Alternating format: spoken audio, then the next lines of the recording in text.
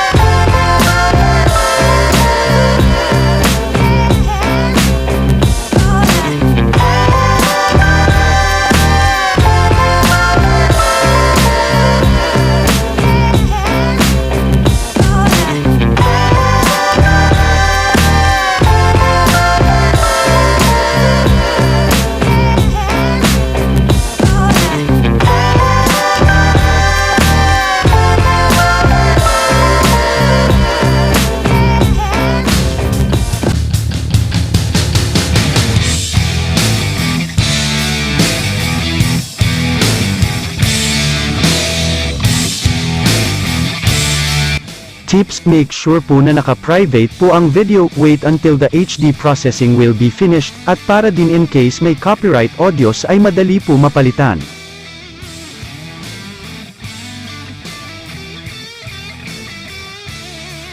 Sana po may natutunan kayo sa video na ito. Para sa mga ganitong video, please do not forget to hit the subscribe button, and notification bell para sa susunod na upload isa ka sa unang makakapanood.